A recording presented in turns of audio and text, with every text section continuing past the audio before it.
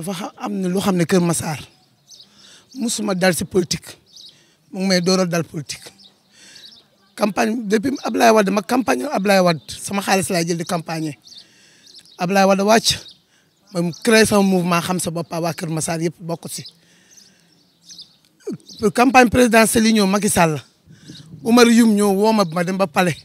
mu waxtaan ak man ne ma damaa bëgg nga jàppale président joxuñu ma ñaar dërëm joxuñu ma ko Amadou Ba ministre des finances moom tam mu woo ma mu ne ma jàppale président te yàlla dogal ku xam ne musul liggéeyal président ñu jox ko récépissé ma ne ko du ma àndaam moom tey fu mu nekk fu may dugg Kër Massar sama nit rek bu ñu wax ne kii nit Dieynaba Ndiaye la booy jaay ndekki sax dañu lay fekk foofu dóor la booy jaay ndekki dañu lay fekk foofu dóor la kon nag bu ñu xamee 6 personnes ñoo ànd ñu dóor la ba sama directeur campagne dañ ko dóor ay barre de fer dem ba buun dóor leen foofu asom mi ngi yore L200 yore ay fetal vocal yëpp ñu ngi sama loxo photo yëpp ñu ngi sama loxo nee na moom ay gendarme lay àndal ay policier fu ma dugg ñu topp ma aw ma jàmm sama waa kër yi amuñu jàmm kenn amul jàmm ba lu des barke dëmb ñu woo ma ñu dem caravane bu mag Kër Massar bu ñu ñibbisi yëpp a tasaaru mu am ku jël sama photo taf ko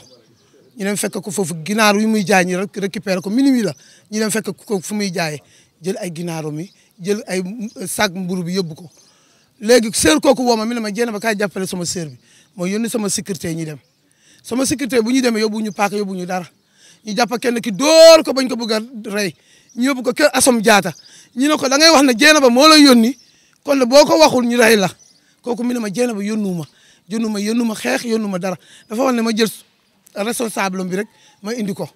loolu la ma yónni ñu pare ñu jël fetal ab jaasi teg ko si wetam foofu la ñu ma bëggoon sosal xamul lu ñuy sosal 4 heures du matin Assome Diatta mi ngi sama koñ ay jaasi sama doom bu góor baa ngi nii maa ko téye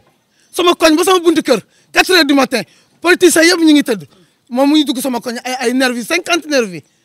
beneen nervi bi dañ ko jàpp andi ko sama kër man maa ko delloo man ko kenn du ko dóor bu ma bëggoon def dégâts foofu laay dem dégâts nervi boobu moo dóor sama directeur campagne tey maa ngi ni damaa sonn présidentielle 150 millions laa def si président maa ngi wow Amadou Ba mu déglu ko Oumar Youm déglu ko ñu xam ne man Dieynaba Ndiaye musuma def dégâts lu ñaaw Kër Massar kuy may ay terrain di tabax ay kër ju may di tabax ay juma kooku du toj kër jàmbur du lakk kër jàmbur ñaanuma ko yàlla ñoom ñoo ma sonnal si koñ bi mënatuma dem fenn bu ñu andi kaamil mën naa si teg sama loxo musuma yónni kenn mu lakk kër femme bi musuma ko def xaw ma xeex xaw ma ko def nañ ma lu ma métti sama adduna du ma baal Assome Diatta président sax du ma ko baal bu ma demee lii balaa muy am xam nga man damay dem mbootaay bu nekk may jàppale présidentielle noonu la campagne mbootaay bu ma demee may la terrain présidentielle yi ma may la terrain à 300 000 ma ne ko liggéey leen yëpp a voté président ba président gagné bii itam damaa dem Assome fu muy may 50 000 lu ko métti bu may 50 000 may 250 000 waa Kër Massar àndaa man si politique boobu loolu moo leen métti ñoom wax nañ ma nit woo na ma ñetti yoon ñu ne ma Dieynaba ñi ngi sa tànk xoolal looy def nga contrôler sa kër sa xaalis yi ñu lay jox nga contrôler ko ñii mun nañ la dikk ñi ne da ngay defal faux billet mun nañ la andi ay drogue mun nañ la andi lu nekk fu mu nekk ni ñu ngi wër fu nekk pour utit benn défaut yàlla dafa ma jàppale affaire triant yóbbu du ma si dugg du ma xeex du ma xuloo dañ maa woo enquête ma ñu enquête ma yónnu ma def ma kenn mu def lu ñaaw bu nekkoon sama doom moo ko def ñu rey ko barke alxuraan karim du ma def lu ñaaw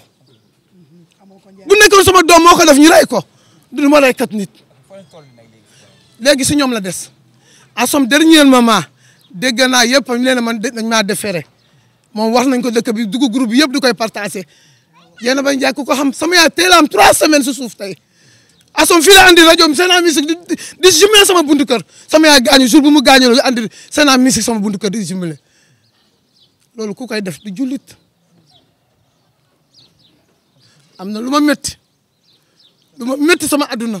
bu may campagne Macky Sall kenn tooñu ma kenn dóoru ma kenn saagu ma lu nekk def naa ko fii Kër Massar yóbbu 35 car stade campagne ko fu nekk sama moyen bay naa Macky ay yàlla bay naa Assome ay yàlla Oui, la violence lors des campagnes électorales, vu que mercredi, nous avons mené une grande caravane vers 0h, on nous a alertés et on nous a prévenu que de nos militantes, on l'a attaqué chez elle, dans sa gargote. Nos agents de sécurité sont partis à sa rescousse. Une fois là-bas,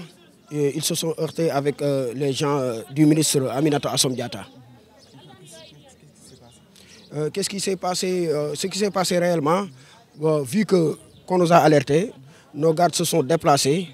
pour aller s'enquérir de la situation. Une fois là-bas, les agents de sécurité du ministre les ont attaqués, les ont brutalisés. Un de nos gardes a été gravement blessé. Après, par la suite, on l'a acheminé à la gendarmerie avec ses blessures. Sur cette question, on l'a su, comme vous.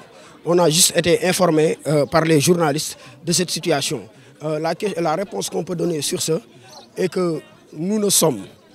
mêlés ni de près ni de loin à cet incendie. La dame a accusé la présidente du mouvement Xam Sa Bopp, Mme Dieynaba Ndiaye, qui d'ailleurs n'a jamais incité personne à la violence, qui lutte contre la non-violence. Elle a été actrice lors des élections locales de 2009. Elle est actrice lors des élections locales de 2014. Aujourd'hui même, elle est actrice et au cœur des élections. Et depuis qu'elle est à Keur Massar et qu'elle est dans l'arène politique, elle n'a jamais été mêlée, encore une fois, ni de près ni de loin, sur de telles sortes de violences. Oui, elle a été auditionnée hier par la gendarmerie, comme elle vient de le dire. La gendarmerie l'a entendu sur ses propos qu'a dit cette dame. Elle a répondu, puisque l'affaire est entre les mains de la justice, on ne peut pas y prononcer. On croit à notre justice, on croit à nos forces de l'ordre et on sait que cette enquête va être menée et se terminera. Dieynaba Ndiaye dérange Aminata Assome Diatta parce que Dieynaba Ndiaye est aimée par les Massarois. Dieynaba Ndiaye est adulée par les Massarois. Dieynaba Ndiaye est la bienfaitrice des Massarois. Dieynaba Ndiaye est la dame sociale que les Massarois aiment. C'est Dieynaba Ndiaye qui dérange Aminata Assome Diatta parce que Dieynaba Ndiaye est au cœur des Massarois. Et vu la grande caravane qu'on a fait mercredi passé, ça les a rendus peur. Ils ont peur de cette grande coalition qui, je dis bien, va remporter, Inch'Allah Rabbi, les élections lors du 23 janvier 2022, Inch'Allah.